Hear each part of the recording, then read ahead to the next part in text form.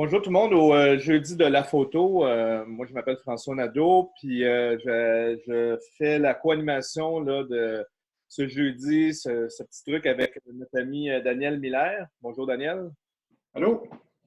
Juste avant de commencer, je vais vous dire quelques petits trucs techniques. Là, peut-être, normalement, quand vous vous loguez à cette discussion-là, vous êtes muté. Je vais vous demander de rester muté le temps de la discussion puis de l'interview avec notre invité. Puis quand l'interview va être terminée, vous pouvez poser des questions. Fait que vous avez juste à vous démuter puis poser la question ou peut-être m'envoyer un chat. Puis on va pouvoir répondre là, à vos questions. Fait que n'hésitez pas. L'émission elle va durer 1 heure de temps. Puis l'émission va être enregistrée aussi parce que plus tard, elle va être disponible sur YouTube. Fait que si vous voulez la regarder plus tard, là, vous êtes le bienvenu.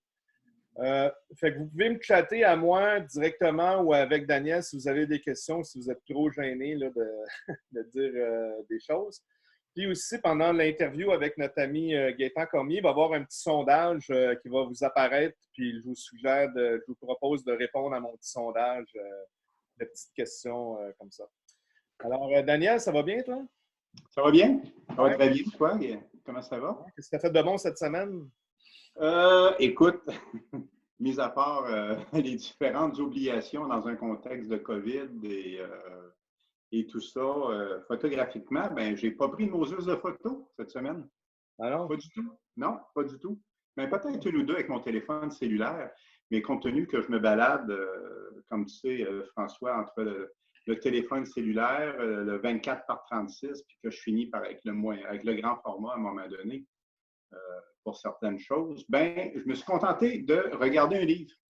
OK. Alors, je me suis dit, au lieu de parler des photographies que j'ai faites, je vais vous parler peut-être des photographies que j'ai regardées. Et j'admets, ce n'est pas la première fois que je regarde le livre. Là, ça fait quand même un petit moment que j'ai le livre dans ma bibliothèque.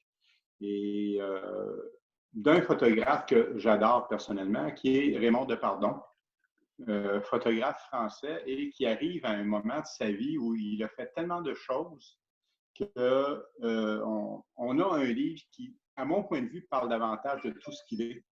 Fait que, je vous le montre ici, Traversée de Raymond Depardon, qui est paru en 2017 aux éditions, je ne me souviens pas quoi, je me suis dit, il faudrait que je me rappelle quand je vais vous le dire, mais là, je ne me rappelle pas, fait que je vais essayer de vous le trouver, mais ce n'est pas grave. Aux éditions Xavier Barral, donc en 2017. C'est vraiment un livre, un excellent livre, surtout, oui, pour les images, mais beaucoup, beaucoup, beaucoup pour toute l'interview qu'il y a avec Raymond Depardon au début. Depardon que moi j'adore compte tenu de son approche photographique, qui est toujours en dehors de l'actualité, même si c'est quand même quelqu'un qui a fait énormément de reportages, qui a commenté l'actualité et tout ça. Alors, pour moi, c'est un des plus grands photographes qu'il peut y avoir de cette approche-là. Alors, c'est mon travail photographique de la semaine. Toi, François? Moi, j'ai la chance d'être en campagne en ce moment. J'ai la chance d'avoir un grand terrain de jeu. Puis, je fais beaucoup, beaucoup d'expérimentation avec le film dernièrement. Fait que c'est pour ça que je suis content d'avoir Gaëtan avec nous ce soir. Fait que j'ai beaucoup filmé, je fais beaucoup de développement. Puis aussi, je passe beaucoup de temps à étudier un petit peu en ligne. Puis là, je vais partager avec vous deux cours que je fais en ligne que je trouve vraiment intéressants. Le premier, c'est avec, j'envoie le lien là, sur le chat. Le premier, c'est avec Magnum. C'est un masterclass d'Alex Sott. Je pense que c'est comme ça qu'on le prononce. Puis moi, j'aime beaucoup son masterclass parce que c'est pas technique, c'est vraiment plus philosophique. Tu sais. Puis comme je suis dans une période dans ma vie où je me pose beaucoup de questions comme photographe, je trouve que ce masterclass-là, il est vraiment génial. Ça a été recommandé par un ami à moi, là, Denis McCready, là, qui est en ligne, là, mais on ne le voit pas, là, en tout cas. Fait que c'est un excellent masterclass qui coûte à peu près une centaine de dollars. Fait que moi, je vous le recommande là, si c'est bien fait, tu sais, c'est bien fait, les vidéos sont bien faites et tout. Puis l'autre cours que je me suis mis en ligne, c'est un cours qui est avec le MoMA sur comment lire la photographie, puis analyser la photo, mais c'est aussi un cours d'histoire de la photographie, puis il y a énormément de lectures. Je peux vous dire, là, à chaque classe, il y a des trucs à lire, puis je passe des heures par jour à lire. J'ai appris toutes sortes de choses, puis c'est vraiment intéressant. Mais moi, quand je me suis inscrit à ce cours-là, il était gratuit, mais là, je pense qu'il faut payer. Là. Il y avait eu comme une période de gratuite, là, mais en tout cas, vraiment, vraiment intéressant là, comme cours. Fait que c'est le temps, là, pendant le confinement, là, je pense que d'aller s'instruire en ligne, il y a tellement de ressources disponibles. Puis moi, je parlais là, de la photographie argentique. J'adore la photographie argentique. Puis c'est pour ça que ce soir, on a un invité un peu spécial. On va quasiment l'appeler Monsieur Photo Argentique à Montréal. Ben oui, parce que Gaétan a fait quand même une étude où enfin il s'est passionné. Gaétan, de toute façon, je pense que c'est un être profondément passionné, qu'importe ce qu'il touche. Mais c'est depuis plusieurs années. Moi, je connais Gaétan depuis peut-être 5 ans, 5-6 ans, je crois, Gaétan. Oui, à peu près. Ouais.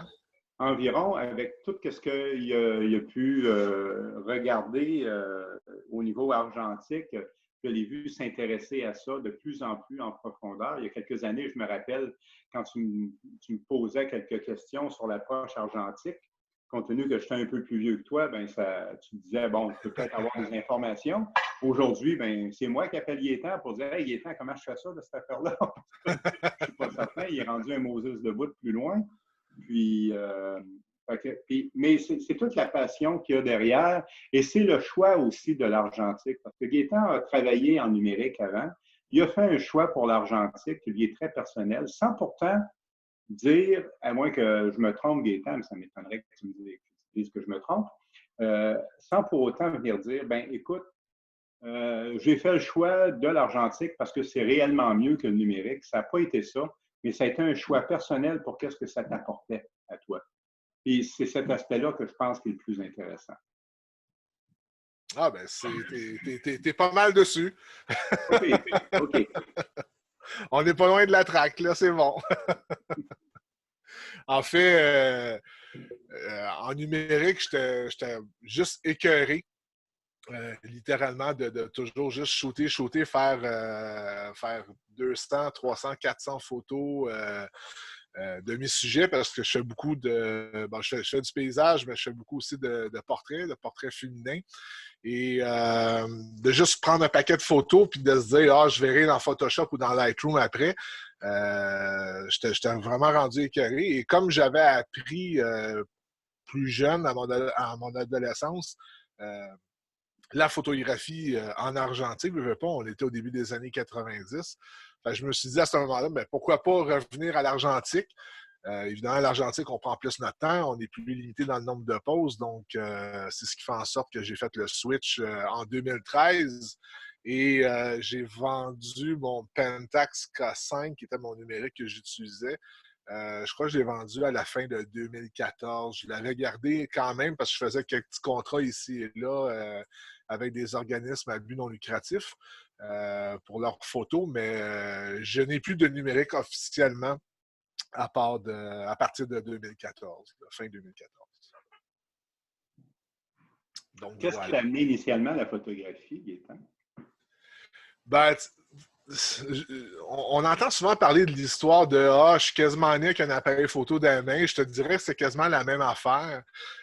Mon souvenir le plus loin que je me rappelle comme si c'était hier, c'était probablement fin des années 70 ou début des années 80. Mes parents avaient un Polaroid qui, c'était, je ne pourrais pas dire c'était quel modèle exactement, ni quel modèle de film qu'ils utilisaient, mais c'était les Polaroids qu'il fallait que tu appliques une espèce tu passais une espèce de crayon dessus comme pour fixer l'image dans un certain sens. C'était pas juste un peel apart. C'est un peel apart, mais il fallait que tu frottes une substance dessus pour vraiment stopper le développement. Fait que ça, c'est vraiment le souvenir le plus loin que j'ai de la photographie argentique, si on veut. Et ça m'a toujours intrigué. Ma mère, elle avait des petits Instamatiques de Kodak, des appareils photo 110. que je me souviens les premiers concerts rock que je suis allé voir, notamment au Rialto à Montréal. J'avais un petit appareil photo 110 que je prenais des photos du concert avec ça. Fait que j'ai toujours eu ça dans les mains, si on veut. Là, OK. Puis c'est quand tu as commencé à développer du film, ta première expérience? Ma première expérience, elle est tard. C'est quand je me suis mis à refaire de l'argentique, là, justement, là, en 2013. Au début, quand j'ai commencé à retoucher à du film, j'envoyais faire mes développements de photos chez Borealis. Mais quand j'ai vu que je pognais vraiment la piqûre et que j'allais en faire beaucoup, mais l'aspect économique est rentré en ligne de jeu. Fait que c'est à partir de ce moment-là que j'ai décidé de m'équiper de ce qu'il faut pour faire du développement. J'ai mon scanner et tout, donc chambre noire. Et j'ai vraiment tout ce qu'il faut là, maintenant pour faire de A à Z. Voilà. Puis là, on a quelques photos de toi.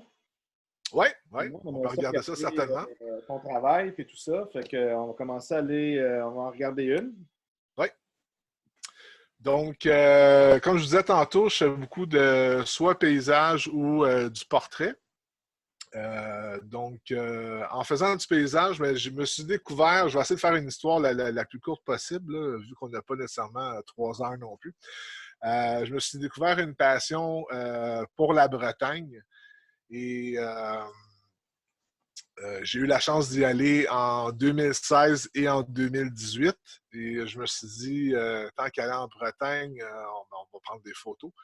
Et mon but, c'était de prendre des photos autant que possible différentes de ce qu'on peut trouver en photo de voyage normalement. Là. Donc, je voulais vraiment me concentrer sur ce que c'était la Bretagne. Et puis évidemment, les paysages là-bas sont magnifiques, donc j'ai voulu en profiter. Donc, ça, c'est une photo tout simplement d'un phare que j'ai vu le cadrage que je pouvais faire avec. Je trouvais ça vraiment génial. Et ce que vous allez peut-être. Ben, là, on va juste voir 2-3 photos de paysages, mais si vous allez sur mon site web, éventuellement, vous allez voir qu'un des trucs que j'aime beaucoup faire en photographie de paysage, c'est de noircir mon ciel. J'adore le feeling que ça apporte à l'image. Ça donne vraiment du caractère là, à une photo de paysage. Surtout que lorsque je suis allé en Bretagne, surtout dans ce cas-là, c'est que j'avais pas le choix de mon temps de prendre des photos. Dans le sens que c'était en famille. Donc, on se rendait à des endroits et je devais prendre des photos au moment où je me trouvais là. Si j'avais eu le choix et si jamais je retourne en Bretagne un jour, ça sera tout seul probablement. Et là, je pourrais vraiment choisir mon meilleur moment selon l'éclairage, selon la période de la journée pour prendre des photos spécifiques. Donc là, c'est de photographier en famille, hein? Ouais, c'est ça, exact. Mais bon, on vit avec. Donc ça, c'est un de mes résultats. On peut aller peut-être à la prochaine. Ouais. Il y a une solution quand même à ça, Gaétan, c'est d'avoir une conjointe photographe. Oui, aussi. Mais bon, ça aiderait énormément. Donc, cette deuxième photo-là, donc la première photo, c'était vraiment dans le nord de la Bretagne, dans ce qu'on appelle les Côtes-d'Armor. Et là, présentement, on est plus dans la région du Morbihan, qui est vers le sud. Et c'est une photo de nuit, donc c'est un temps de pause quand même assez prolongé. Je crois que j'avais quelque chose comme 2 minutes et demie de temps de pause là-dessus, sur du film sans ISO. Donc, c'est ce qui fait en sorte que l'eau là, est vraiment bien rendue uniforme. Et encore là, on retrouve je dirais pas, c'est pas ma signature parce que je ne suis pas le seul à le faire, là, mais mon noircissement du ciel qui vient comme finaliser l'image, si on veut. Excuse-moi, je l'ai peut-être manqué, mais comment tu noircis ton ciel? Bon, premièrement, ce qu'il faut savoir, c'est que, évidemment, mes négatifs, je les scanne, donc ça me donne une copie numérique. Et ce que je vais faire dans Lightroom ou Photoshop, je dois être en mesure de le reproduire en chambre noire. Donc, je ne vais pas faire un truc joué avec des paramètres que je ne serais pas capable de reproduire. Donc, ça, c'est une chose qui est très importante pour moi, c'est pour rester fidèle à ce que je suis capable de faire. Ce que je fais avec Lightroom ou Photoshop, je dois être capable de le refaire en chambre noire. Donc, cette image-là, j'ai tiré à quelques reprises en chambre noire. Et pour avoir un ciel qui noircit comme ça, il suffit juste de rajouter de l'exposition au tirage argentique. Donc, une fois que j'ai mon image de base, si, mettons, j'ai un 20-25 secondes d'exposition pour avoir mon image globale, je vais peut-être donner un 30 secondes, 40 secondes de plus en masquant toute la région de l'eau et de la maison pour vraiment juste brûler. Dans le fond, quand on dit dodge and burn, donc là, je vais vraiment burner mon ciel en faisant des mouvements constants pour avoir une graduation dedans. Ouais. La même chose que tu aurais fait, au fond, en laboratoire conventionnel avec une cache. C'est ça, ben, c'est ce que je fais justement quand je fais mes tirages argentiques. Je vais juste burner mon ciel davantage pour avoir ce dégradé-là au niveau du ciel. Donc, ça, c'est un truc qui est vraiment. Ça, j'y tiens mordicus. Ce que je vais reproduire, donc toutes les images que vous allez voir sur mon site Internet ou sur mon Instagram, ce que vous allez voir numériquement, je dois être capable de le refaire en argentique, en chambre noire. Parfait, on passe à la prochaine. Ceux qui ont remarqué, il y a un petit sondage qui est apparu quelque part. N'hésitez pas à répondre, s'il vous plaît.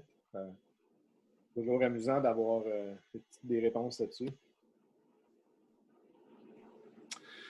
Donc là, on quitte la Bretagne. On est ici au Québec. C'est une photo que j'adore. Tu sais, je pense que quand on fait de la photographie, le meilleur critique, c'est soi-même. Puis, je ne sais pas pour vous, mais malgré que sur le coup, on peut être content de certaines photos qu'on réalise, c'est pas long que ces photos-là, souvent, prennent le bord au niveau de notre opinion personnelle. Moi, je suis très sévère avec ce que je fais. Et donc, des fois, je suis super content d'un résultat, mais après ça, je la regarde 2 semaines plus tard, puis je me dis, ouais, OK, correct, mais ça sent plus. Là, puis dans le cas de cette photographie-là, encore aujourd'hui, quand je la regarde, je suis vraiment content parce que je ne pouvais pas avoir mieux. C'est une petite ferme qui est dans la région de Upton-Actonville. Et j'avais vu cette image-là à prime abord sur un groupe Facebook qui s'appelle les arbres remarquables du Québec. Il me semble que c'est ça le titre exact du groupe. Bref, c'est un groupe Facebook qui parle des arbres. Et comme j'aime beaucoup la photo, quand je fais du paysage, j'aime beaucoup avoir des éléments comme des arbres. Mais je trouvais ça intéressant et j'avais vu une photo numérique avec un beau ciel bleu, pas d'éléments dedans, rien quoi que ce soit. Et je me suis dit, ça serait cool d'y aller et au moins d'avoir ma version de l'image en tant que telle. Et j'ai attendu une journée où il annonçait un ciel avec des passages nuageux. Et quand je suis arrivé sur place, initialement, il n'y avait pas de nuages, donc j'ai attendu peut-être 20 minutes, une demi-heure parce que j'avais vu une petite masse nuageuse qui s'en venait. Et j'ai vraiment attendu que les nuages se mettent en place pour pouvoir faire cette image-là. Ça veut dire que dans le cas d'une image comme ça, quand Gaétan, puis au fond, c'est que tu prépares ton travail, tu anticipes l'image un peu, tu la réfléchis d'avance.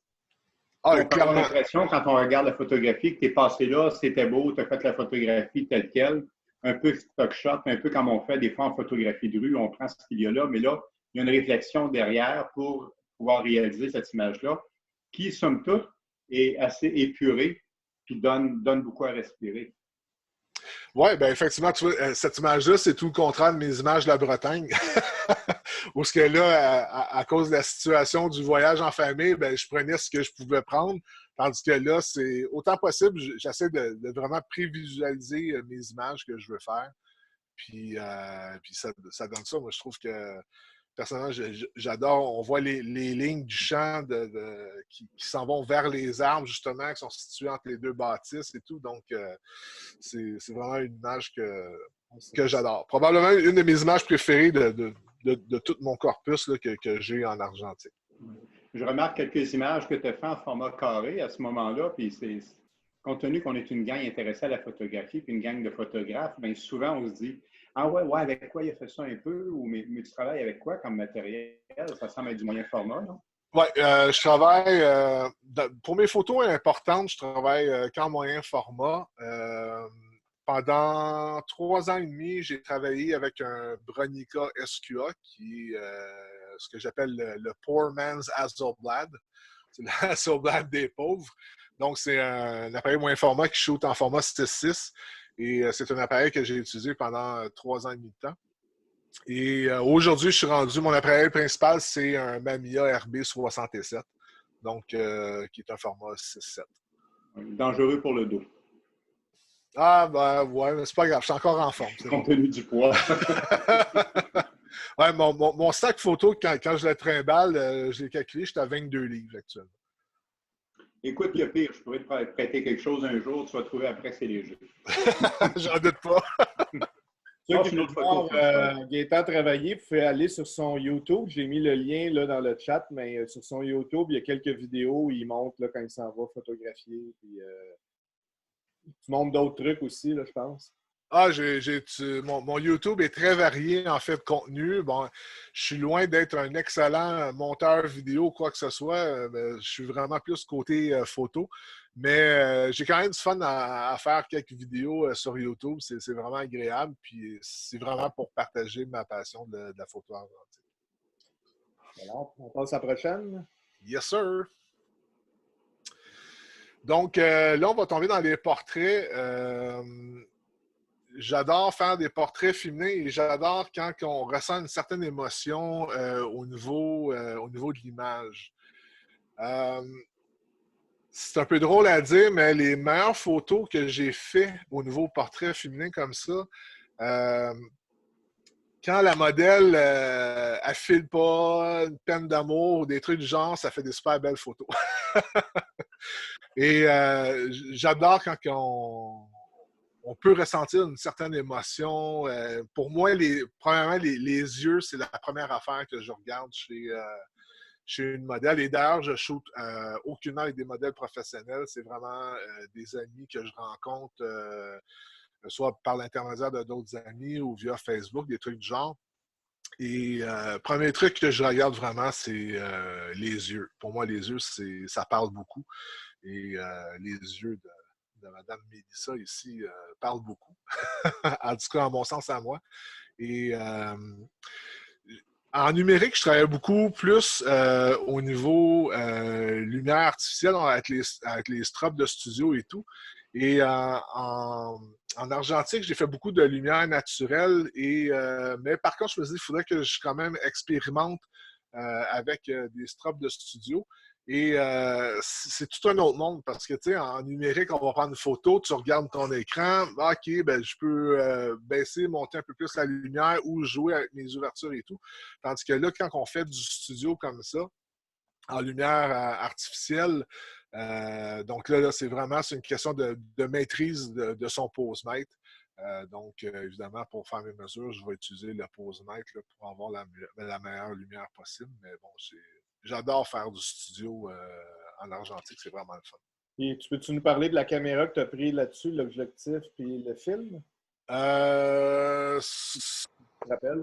Là, de mémoire, c'était du. Avoir su, tu m'avais demandé ça, j'aurais sorti ma liste. Mais... de mémoire, c'était du Arista et du Sang. Arista, qui est un film d'une compagnie aux États-Unis qui s'appelle. Merde, comment il s'appelle déjà? Bref, du Arista, c'est du Fomapan qui vient de la Tchécoslovaquie, qui est tout simplement rebrandé pour un magasin qui est en Californie. Donc, mais de mémoire, c'était du 100 ISO, si je ne me trompe pas. C'est quand même quelque chose qui est assez lent, là, comme ouais, mais sensible. Oui, clairement, parce que quand je travaille des lumières en studio, évidemment, je ne vais pas shooter avec du 400, je vais plus shooter avec du film le moins sensible possible. En moyen format, je me limite pas mal à du 100 ISO souvent. Mais quand je shoot en 35 mm, un film que j'aime beaucoup utiliser, c'est du Rolei RPX 25, qui est un 25 ISO. Donc, ça, je trouve que c'est des films qui sont vraiment super le fun à utiliser là, en conditions de studio comme ça. Puis ta source de lumière, Gaétan, qu'est-ce que c'est dans un cas comme cette image-là? Est-ce que c'est moi, une source de lumière naturelle ou artificielle? C'est au flash. C'est au flash. Okay. Donc, ça. Au flash électronique. Ouais. La prochaine. OK. Ça, c'est un exemple que je voulais montrer, comme quoi il n'y a pas juste du film dans la vie. J'ai eu pendant une couple de temps un appareil 4x5 qui était un Plobel Profia, si je ne me trompe pas. Bref, c'était un 4x5 à rail. Et cette photo-là, elle a été réalisée sur du papier photographique. Donc, oui, on peut utiliser du film. C'est le fun d'expérimenter, justement, et d'utiliser du papier. Dans le cas du papier qui a été utilisé ici dans ce portrait-là, c'est un projet qui avait pris naissance sur Kickstarter qui s'appelait le papier Hyperspeed. Parce que de façon générale, le papier argentique qu'on utilise en chambre noire pour faire des tirages, la sensibilité, on pourrait dire l'équivalent ISO du papier, c'est relativement très bas. On parle de 1 à 6 ISO à peu près. Tandis que la compagnie Galaxy Hyperspeed, leur papier était arrêté à 120 ISO, ce qui était exceptionnel. Malheureusement, cette compagnie-là n'existe plus. Ils ont même floué des gens avec leur projet, mais moi, j'ai eu la chance de recevoir mon papier là, avant qu'ils se mettent à niaiser le monde. Et le résultat, j'ai trouvé vraiment là, génial de ce papier-là. Les tons sont beaux, puis encore une fois, les yeux, c'est important. Donc, on peut voir qu'on a un sacré beau regard ici au niveau du portrait. Là, j'aime beaucoup cette photo-là. Next one. Next one. Donc, comme je disais, j'aime beaucoup faire de la photographie portrait féminin et même si des photos ne sont pas bonnes, on peut quand même en tirer avantage. Donc, je m'explique. C'est que ici, j'ai un problème de foyer. Je ne suis pas du tout en focus au niveau de mon image. Je ne suis pas loin, mais je ne suis pas dessus. Et des fois, ça fait des erreurs qui sont le fun parce que l'image, je la trouve, la pose de la modèle, son regard, ce qu'elle dégage comme sensation, c'est vraiment c'est d'une douceur. Et le fait que l'image soit pas tout à fait en foyer, je trouve que ça rajoute à cette douceur-là. Donc, c'est pour ça que je tenais vraiment à la montrer que c'est pas juste souvent des photos hyper sharp, super mises au point, hyper critiques qui peuvent faire de belles images. Je trouve que dans des situations comme ça, on peut quand même s'en tirer haut la main, même si des fois on manque un peu de notre foyer. Mais as-tu l'impression, Gaétan, que dans le contexte dans lequel on est, où la photographie numérique a pris énormément de place, et on peut comprendre pourquoi, puis avec une évolution technologique qui est assez exceptionnelle, il faut l'admettre, qui nous donne beaucoup de possibilités. Mais est-ce que dans ça, on n'en est pas venu à un moment donné à une recherche de l'image ultra sharp, puis aussitôt qu'il y a une espèce de petit autofocus quelque part, on se met à s'inquiéter de ça? Alors que dans les faits, la photographie, c'est vraiment autre chose. Puis c'est une question de feeling, puis qu'on est capable d'aller beaucoup plus loin. Dans le cas de cette photographie-là, le hard focus nous fait rêver un peu, nous amène ailleurs, ça nous donne un certain sentiment peut-être d'intimité. Enfin, c'est ce que je vois là, de cette image-là. Ouais, ouais. J'aime bien les photos qui peuvent paraître presque, je ne dirais pas ratées parce que je ne considère pas que c'est une photographie ratée du tout, mais les images qui ne répondent pas à un standard qui est extrêmement actuel parce que l'industrie photographique nous vend l'idée de la caméra qui va nous faire l'image la plus sharp possible, puis qui va nous permettre d'ailleurs même de voir des détails qu'on ne voit même pas à l'œil nu. Oui, effectivement. Oui, effectivement. C'est pas un problème parce que pour certaines personnes, oui, c'est important d'avoir le maximum de sharpness au niveau de l'image, notamment si, mettons, on fait du paysage, on veut vraiment que tout soit net, ça peut être important d'avoir des optiques hyper sharp et tout. Mais tu sais, même j'y pense, il y a certaines compagnies d'objectifs d'appareils photo qui sont utilisés en argentique. Je pense que c'est Fuji qui faisait ça, qui font des optiques soft focus. Donc, on veut par exprès avoir une image qui va être très douce en ayant un foyer qui va être un peu légèrement... Toute la gamme des Lens Baby aussi, tu sais. Ouais, exactement. Exactement. Les Lens Baby qui vont créer des flous incroyables ou des vignettes énormes au niveau de l'image qui, ben, ça donne un aspect complètement différent à la photographie et c'est Ouais, bien ouais. correct. Puis tu as toujours les trucs d'aller mettre un papier, un bas nylon devant ton objectif ou de la vaseline. Puis des trucs. Ouais, exactement. Les bonnes vieilles techniques de l'époque. Ouais. Ou juste d'entrer C'est une du différence. très froid ou plus chaud, ça fait le travail aussi parfois. Mais c'est ce qui a fait aussi le succès des caméras comme Olga en argentique. Là, on avait Ouais, un tout à fait. appareil en plastique qui te donnait un résultat que tu te dis, ah, qu'est-ce que ça va faire exactement? On ne savait pas tout à fait. Puis les gens achetaient ça pour 50, 60, 70 dollars. Puis ils se Et disaient, voilà. OK, mais mon J'en ai appareil, une. qu'est-ce qu'il va donner comme résultat? Parce que ça va être différent d'un appareil à l'autre. Il y avait quelque Ouais, chose d'amusant dans ça. exact. Ça redevient à la mode avec les hipsters. Ouais. Moi, j'étais hipster avant tout le monde. Moi, j'étais hipster dans les années 70. Là. Et voilà. T'es le maître hipster. Ça me rappelle une petite anecdote. Je vais juste compter ça. À un moment donné, j'étais dans un resto sur le plateau Mont-Royal, tu sais. Puis, tu sais, vous savez peut-être, il y en a qui savent, mais j'avais une énorme collection de caméras à film avant que j'ai vendu. Tu sais, j'avais plus que 150 caméras. À un moment donné, j'étais 5 cafés sur le plateau Mont-Royal, puis il y a un hipster à côté de moi qui a une caméra à film. Puis là, je lui demande, je dis, hey, c'est une belle caméra. Puis là, il me fait, ouais, c'est une caméra à film, tu sais, comme. Là, je fais, wow, puis là, je dis, ouais, j'en ai 3 chez nous, tu sais. Ma copine qui était avec moi, elle part à rire, elle, parce qu'elle savait, tu sais, que moi, j'en avais partout qui traînaient dans la maison, là, tu sais. En tout cas, c'est assez drôle, là, des fois, d'avoir des discussions. Tout à fait. Ouais. Ouais, c'est une petite anecdote. On continue? Yes, sir. Excusez-moi le monde, hein, moi, j'aime ça raconter des histoires. Là. Ah, une petite question, attends un petit peu. Une petite question sur le papier haute sensibilité. Oui. C'est un positif ou bien un négatif sur papier? Le papier, il a été vendu comme étant un positif, mais ça prenait une trolley de chimie. Je pense qu'il y a 8 bains différents à faire pour le rendre positif. Donc, dans le cas de la photo que j'ai présentée, moi, je l'ai gardé en négatif et je l'ai juste fait en positif lors de mon scan. Là, je l'ai rendu positif. Moi, j'ai une autre petite question avant qu'on passe à cette série-là, parce que je sens qu'on tombe dans une autre catégorie d'images, là. Oui. Alors que dans le cas des portraits précédents, on était dans le portrait féminin. Puis je me disais, c'est sûr, je vais poser la question à Gaétan, pourquoi des portraits essentiellement féminins et pas de portraits masculins? Pour la simple raison, c'est que je trouve que les femmes dégagent une émotion.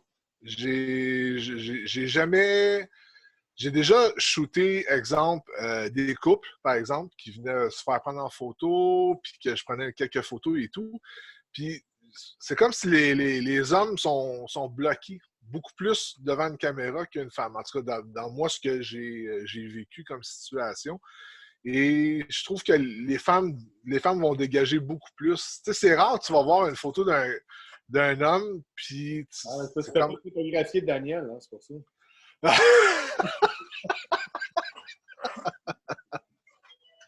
Good try. Bon, Daniel, je t'attends en studio. Non. Ça me convient. Ouais. J'aurais des anecdotes là-dessus, mais peut-être pas en ligne comme ça. Mais bon, en gros, c'est ça. Je trouve que avec les femmes, j'arrive à aller chercher une certaine émotion, une certaine transmission de sentiments, si on veut, là, dans la photographie, là, avec la photographie féminine comme ça. Cool.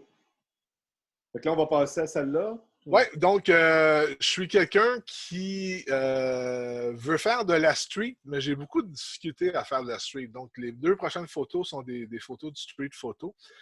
Et la raison que j'ai beaucoup de difficultés, c'est tout simplement que ça paraît peut-être pas. Puis quand je dis ça à des gens, ils capotent parce qu'ils disent « Voyons donc, ça n'a pas de sens ». Je suis quelqu'un qui est extrêmement timide.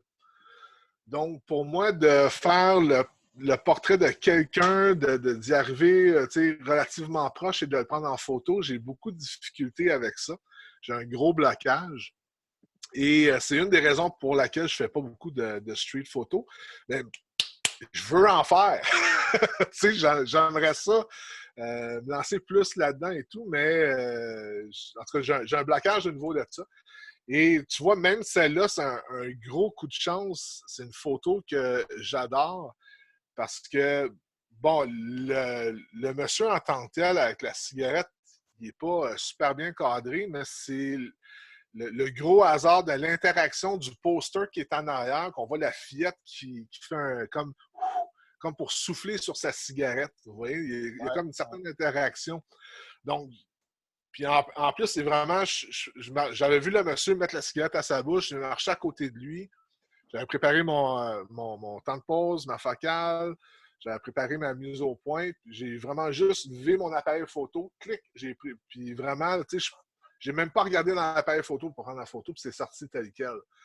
Donc, gros coup de chance, mais tu sais, normalement, j'aurais pas pris la photo d'une personne si proche que ça. J'ai trop de misère avec ça. Là, c'est vraiment juste... Je trouve ça bien intéressant ce que tu dis, puis là, c'est sûr que j'ose faire une petite incursion parce que tu viens de rentrer dans mon monde. Non, évidemment. Effectivement. Et au niveau du cadrage, première des choses, tu es complètement dans le champ, c'est extrêmement bien cadré, cette image-là, parce qu'on est un peu dans du hors-cadre. Donc, on sait très bien qu'il se passe quelque chose, qu'il se passait quelque chose avant. Moi, je n'avais pas fait du tout le lien entre la fiche derrière et la fille qui se trouve à souffler sur la cigarette. C'est pas ça que j'avais vu. Ce que j'avais vu, c'était que tout se tient. Mais ce que je trouve intéressant, c'est en dehors de la photographie aussi, sans rien enlever à l'image, bien sûr, parce que c'est une excellente photographie à mon point de vue, c'est ce que tu viens de dire, c'est que tu l'as vu venir. Tu as anticipé cette image-là. Et souvent, on va faire du portrait en studio, on anticipe l'image. On va faire du portrait dans différentes conditions, on anticipe l'image. Au niveau du paysage, on l'anticipe. Tu l'as dit tout à l'heure. Tu t'es dit, OK, cet endroit-là, j'aimerais le photographier, je vais attendre qu'il y ait des nuages, tu as vérifié la météo, tu as tout calculé. Mais en photographie de rue, c'est la même chose. Il faut anticiper, mais le temps d'anticipation n'est pas du tout le même. Ouais, c'est extrêmement rapide, c'est quelques secondes. Et dans ce cas-là, tu l'as vu allumer sa cigarette, tu t'es dit, j'ai peut-être quelque chose. Il aurait pu se produire des tas de choses dans ces quelques secondes-là, mais elles ne se sont pas produites, tu as réussi l'image. Ouais. Alors, un chapeau pour quelqu'un qui dit qu'il n'est pas bon. Ben, merci. Et la prochaine. Tu vois, on voit que je prends... Ça, c'est le genre de photo que quand je vais faire de la suite photo, je vais être à cette distance-là. Tu sais, je vais garder une certaine distance entre moi et le sujet. Et je l'aime beaucoup, celle-là, parce que c'était un bonhomme qui était sur Mont-Royal, au coin proche du métro. C'est le centre Saint-Sacrement qui est là, en face du Jean Coutu. Et le bonhomme, je ne sais pas s'il criait ou s'il chantait, mais en tout cas, ça avait l'air d'un cri chanté. Bref, il était très expressif. Et cette photo-là, je l'ai fait avec un appareil biobjectif, un Seagull, bref, un petit biobjectif bien standard. Donc, le fait de regarder vers le bas, vers l'appareil, parce que c'est un appareil avec un Waist Level Finder, ça me donne moins de complexe, si on veut. Le fait que je n'ai pas à viser la personne, comme avec un 35 mm, par exemple, d'être vraiment vers les gens. Le fait de regarder vers le bas, de regarder le Waist Level Finder, ça facilite la chose. Et bref, c'est une photo que j'aime beaucoup, là, que je l'ai prise. Voilà.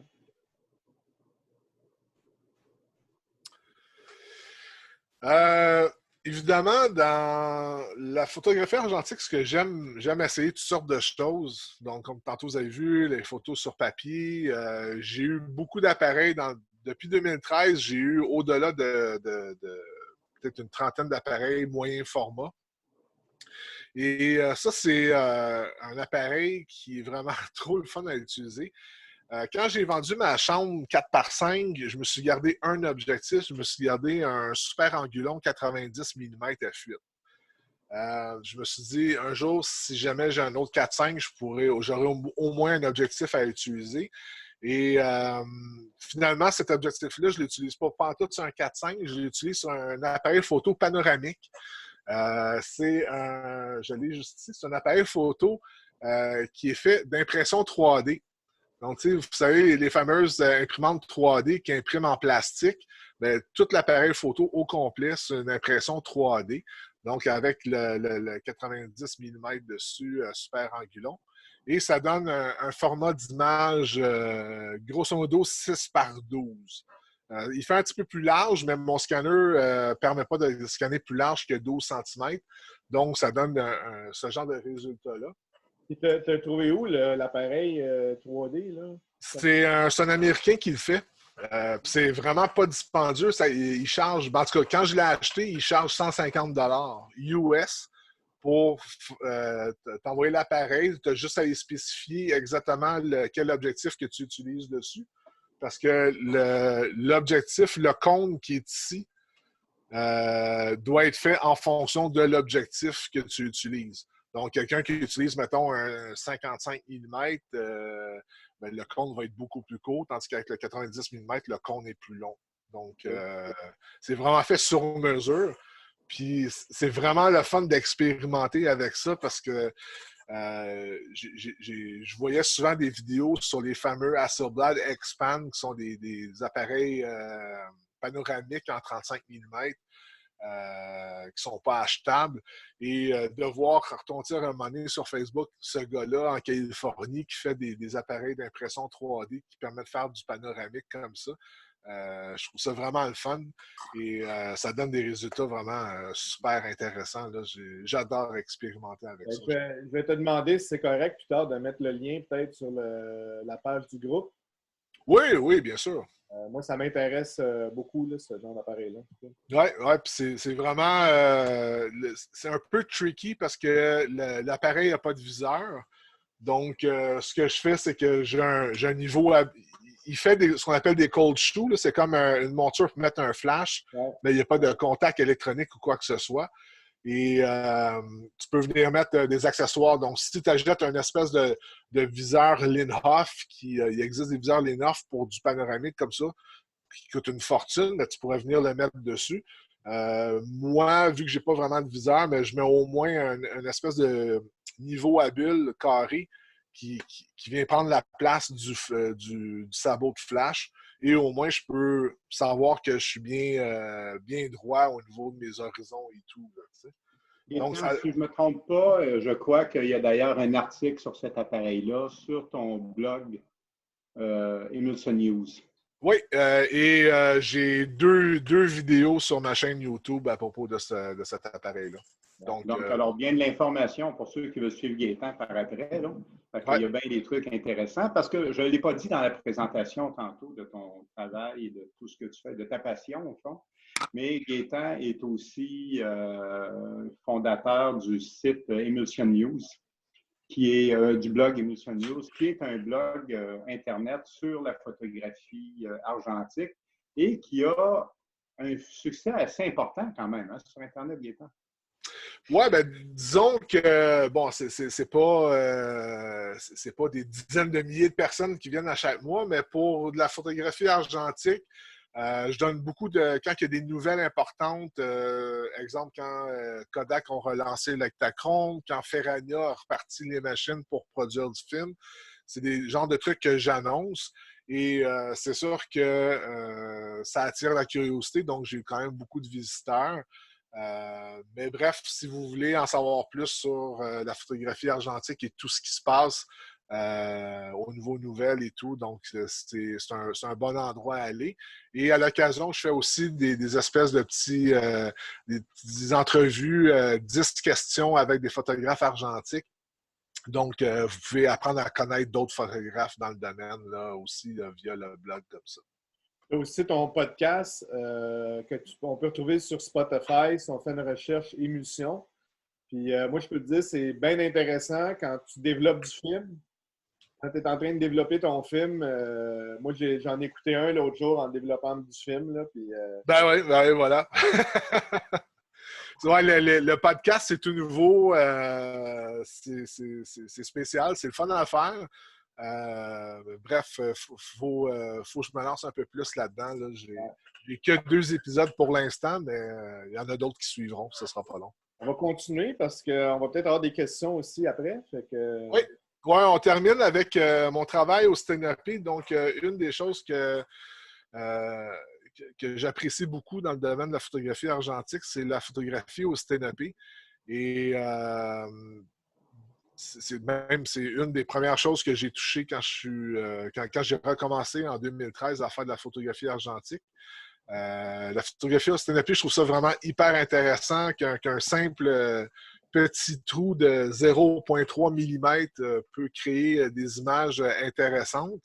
Donc, celle qui est à l'écran présentement, c'est une de mes toutes premières photos Stenopé qui était faite avec un 4x5. Et c'était dans la ruelle chez moi, tout simplement. C'était sur du papier photographique de chez Harman, un direct positif.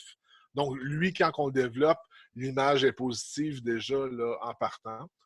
Et bref, c'était un temps de pause, je pense, de 4-5 minutes. Et pendant 2 minutes, j'étais dans l'image. Donc, l'espèce de fantôme que vous voyez là, devant le mur, c'était moi qui étais là sans bouger pendant 2 minutes environ. Et je me suis retiré par la suite pour créer vraiment cet effet fantôme-là. Ça, c'est la dernière image que je vous présente ce soir. C'est une de mes images les plus récentes qui a été faite l'automne dernier. Ça, c'est le phare qui est à la Chine, au quai de la Chine. Et c'est une image que j'aime beaucoup. J'aime beaucoup, justement, au niveau des Stenopé, il y a souvent une vignette qui est très présente au niveau de l'image. Les longs temps de pause adoucissent l'eau. Donc, on a un effet miroir qui est vraiment intéressant. Et c'est vraiment le fun En tout cas, si vous voulez vous donner un challenge éventuellement, là, de la photographie au Stenopé, c'est quelque chose d'intéressant parce qu'encore là, avec un appareil photo Stenopé, il n'y a pas de viseur ou quoi que ce soit. Donc, c'est beaucoup de à peu près, mais vous pouvez faire votre à peu près le plus précis possible en étant minutieux lorsque vous installez là, votre appareil et que vous faites votre prise de vue.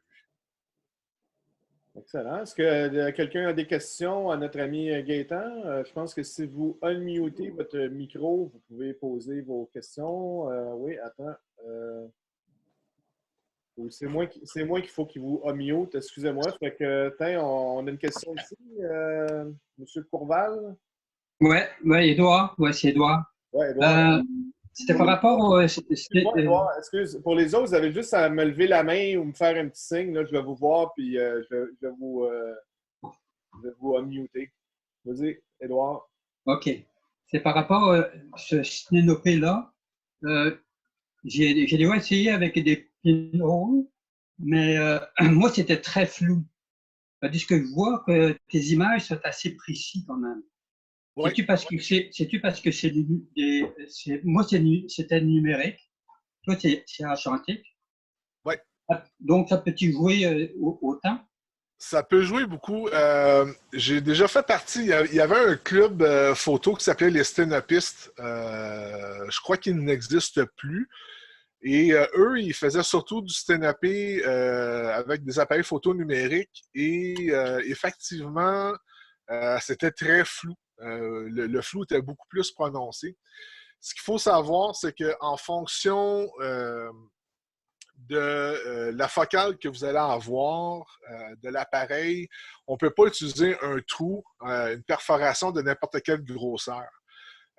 Exemple, sur mon Stenopé que j'ai ici, qui est le Stenopé qui a réalisé cette image-là, l'orifice fait 0,3 mm, si je ne me trompe pas. Si j'avais un trou qui faisait 0,5, mon image serait beaucoup plus floue. Donc, il y a toujours un rapport à suivre entre le diamètre du Stenopé et la distance focale de l'appareil. Comme moi, ici, c'est un appareil qui fait 35 mm de distance focale. Et c'est important d'avoir un orifice, un trou qui va être approprié pour cette focale-là. Donc, c'est ça, c'est que moi, c'était une Nikon D90.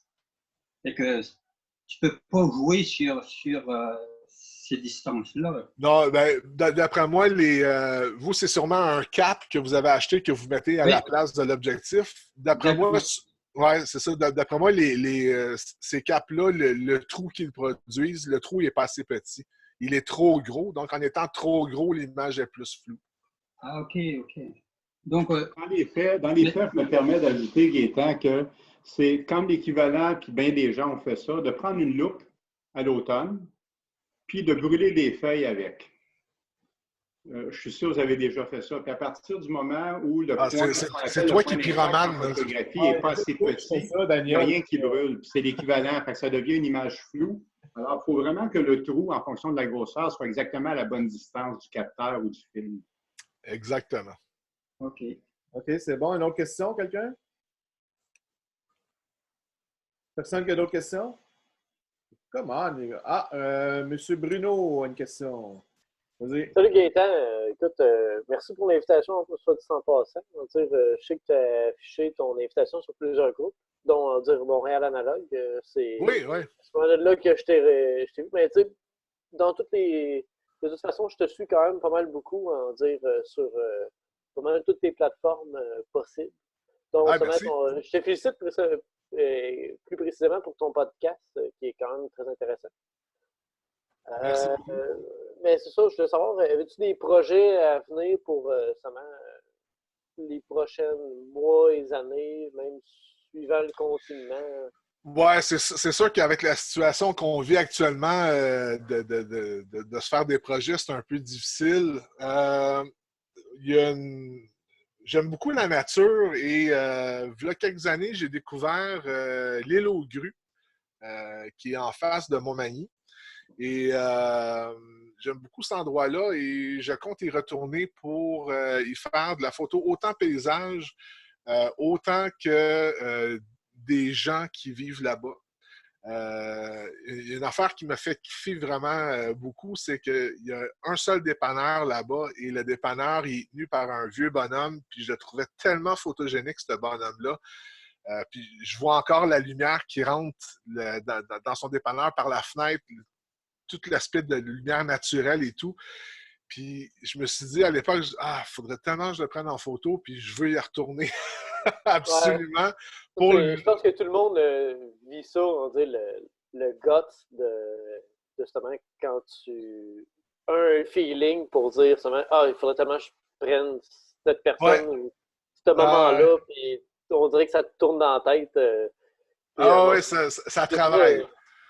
Ça travaille énormément. Donc, honnêtement, là-bas, l'île aux Grues, c'est tellement un bel endroit.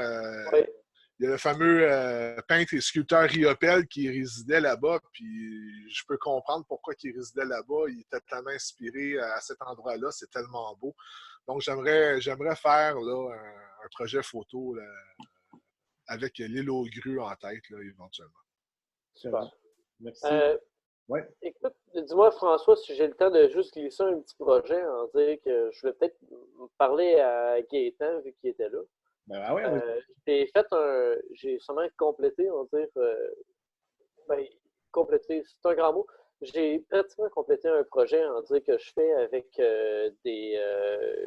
un rollé, avec des plaques adaptatrices pour justement faire soit du verre ou du daguerreotype. Oh! Mais c'est pas. Fait que voici le roulant en question avec le miroir. Mais j'utilise, en réalité, des petits Fuji Instax. Fait que je fais de la photo instantanée avec un moyen format. Ah, c'est cool, ça. C'est ça, j'ai la photo instantanée, mais avec beaucoup plus de jeux, vu que je suis capable de faire soit de la double exposition ou. Bruno, je peux te demander où est-ce que tu as trouvé ton adapteur pour ton Rolling? Je l'ai eu avec mon Rolleicord 5 que j'ai payé pour la maudique somme de 50$ à un charmant monsieur de Shawinigan que justement je garde contact car c'était en réalité un ancien collectionneur. Ben, un ancien. C'est un collectionneur encore, mais il commence à se faire vieux. Il a, si je me rappelle bien, 74 ans. Et il m'a demandé de. Ben, Il m'a demandé. Il m'a dit qu'il voulait tranquillement vendre sa collection parce qu'il y avait au-dessus d'à peu près, je pense, 300 à 400 appareils de toutes sortes confondues. S'il cherche du monde, il y a bien du monde par ici qui sont intéressés. Ouais, non, il est rendu avec pas mal moins de stock, mais je veux dire, il y avait énormément de formats moyens, des 35 mm de toutes marques. Souvent, j'ai ramassé quand même une bonne partie de ces appareils pour. C'est surtout mon ami qui les a achetés, là, mais je veux dire, j'ai collaboré un peu avec pour seulement trouver des acheteurs et compagnie, et quoi que ce soit. Mais j'ai récupéré quelques appareils seulement avec que Est-ce que quelqu'un d'autre qui a des questions? Je sais que mon ami Denis a une question, mais Denis a la bouche pleine et il ne veut pas parler. Fait que je vais poser la je vais poser la question pour lui. C'est Denis demande quelle durée d'exposition en sténopée pour le phare? Et est-ce qu'il fait du bracketing sur plusieurs expositions? En sténopée, c'est des one-shot deals. Ce que je fais, c'est que je prends une mesure de ma lumière avec une cellule. Donc, j'ai un posemètre iconique avec lequel je prends ma mesure de lumière. Et à l'aide d'une application sur le téléphone cellulaire, je transpose mes données de mon iconique et lui, il va me dire combien que ça donne de temps de pause en fonction du sténopée, de sa focale. Et ensuite, bien évidemment, il faut calculer l'effet de réciprocité selon le film qu'on utilise. Et en général, ça tombe pile poil, donc je n'ai pas besoin de bracketer mes images ou quoi que ce soit. Peux-tu expliquer, Gaëtan, en quelques minutes, là, le plus rapide, l'effet de réciprocité? Parce que quand tu as dit ça, j'ai vu quelques personnes lever les sourcils. Puis, l'effet de réciprocité, c'est. Par exemple, le logiciel, l'application sur ton cell, tu nous donneras ça tantôt. Oui, ben ce que je ferai, c'est que je mettrai le lien sur la page Facebook des Jeudis de la photographie. Okay. Je mettrai un lien vers l'application en tant que telle. Pas de problème. Et bref, ben, l'effet de réciprocité, c'est que les gens en numérique n'ont pas à vivre avec ça. Parce qu'en numérique, si vous shootez à 100 ISO, ben, peu importe le temps de pause que vous allez faire, c'est 100 ISO tout le temps. Tandis que sur des pellicules photographiques, déjà, dès qu'on dépasse, habituellement sur une grande majorité des films, dès qu'on dépasse 1 seconde de pause, le film perd en sensibilité. Donc, si, mettons, ma mesure de lumière me donne un temps de pause de 20 secondes avant l'effet de réciprocité, mais en réalité, une fois que je calcule cet effet-là, je dois faire une pause peut-être de 50 secondes. Donc, je dois rallonger mon temps de pause en fonction du film que je vais utiliser parce que l'effet de réciprocité n'est pas le même d'un film à l'autre. Je vous donne un exemple. Il y a un film noir et blanc qui est produit par Fuji, qui s'appelle le Fuji A-Cross. Ce film-là, jusqu'à 2 minutes de temps de pause, on n'a pas besoin de faire aucune compensation, quoi que ce soit. Donc, si ma mesure de lumière me donne 63 secondes de temps de pause, avec ce film-là, je fais 63 secondes et je vais avoir une image parfaite. Il y a d'autres films, comme les films de Kodak ou Ilford, que dès qu'on dépasse 1 seconde, il faut vraiment compenser la perte de sensibilité. Et quand on va sur Internet ou qu'on regarde les fichiers PDF de chacun de ces films-là, ils vont nous dire ben, ce film-là a tel facteur d'effet de réciprocité, donc on peut le calculer. Ou encore, il y a des applications qui existent pour téléphone cellulaire ou tablette qui vont faire le calcul pour nous. Tout ce que tu as à faire, c'est rentrer. Bon, ben j'ai une mesure qui me dit que je dois faire 32 secondes de temps de pause. L'application va te dire, ben fais 65 secondes pour avoir un bon temps de pause pour ton image. Donc, ça se calcule, ces trucs-là. Mais ça, c'est pour les films, mais moi, je fais du sténopée sur papier. Sur papier, il y a un effet de réciprocité aussi, sauf que là, habituellement, les compagnies ne vont pas donner cette information-là. Ouais. Donc, de façon générale, moi, à chaque fois que j'ai fait du stand-upé sur papier, c'était toujours plusieurs minutes. Là. Je calcule toujours mon papier comme étant à peu près à 3 ISO pour avoir une base et je double. Donc, si je prends une mesure de lumière à 3 ISO, puis ça me dit, mettons, que je dois exposer 2 minutes, mais je fais 4 minutes en réalité. Je double toujours. Sur papier, je double toujours. Tout le temps, tout le temps, tout le temps. OK, merci. D'autres questions rapides, quelqu'un? Non? Oui, non? OK, bien, Gaétan, merci beaucoup pour ta présence ce soir. Je voulais juste donner les résultats du sondage rapidement. Attends un peu, j'ai une petite question de Louis. Louis qui vient de se joindre à nous. On ne voit pas sa face, par exemple. Vas-y, mon Louis. Louis, on t'écoute? Il est-tu en ligne? Attends, tu peux, il est-tu là? Allô? OK. Il est en ligne, mais il n'y a pas d'image. Non, c'est ça. Il est en ligne, mais il n'y a pas d'image. Puis, On salue. attends un peu. Quel film que tu regrettes qu'il ne soit plus sur le marché? Aïe, aïe, aïe, la question. Moi, c'est du Kodachrome, là. C'est pas bien compris. Moi, il y en a une couple, mais c'est sûr que le film que j'aimerais revoir, ça n'arrivera pas, là, même si Kodak ils disent qu'ils vont ramener certains films, là, mais c'est clair que lui, il ne les ramènera pas. Moi, c'est le Kodak Technical-Pan 2415. OK. C'est un film c'est un film technique, donc c'est un film qui était utilisé souvent en sciences, dans des labs ou des trucs du genre. Et moi, je m'en ai servi à plusieurs reprises pour faire du portrait. Normalement, c'est un film que les gens shootent à 25 ISO, mais moi, je le shoot à 125 ISO avec un développement très spécifique avec du Kodak H610. Et c'est un film qui est juste magnifique. Les tons, le contraste, c'est vraiment un film là, que j'adore. Il m'en reste 2 rouleaux de 36 poses, puis je les garde vraiment pour un shoot que je vais voir vraiment, aller chercher vraiment le maximum avec. C'est un film qui est de toute beauté. Bon, excellent. Merci beaucoup, Gaétan. Écoute, c'était vraiment intéressant. Je pense qu'on va te réinviter un autre jeudi plus tard là, pour. Pas de problème. Anytime. Ouais. Puis, OK.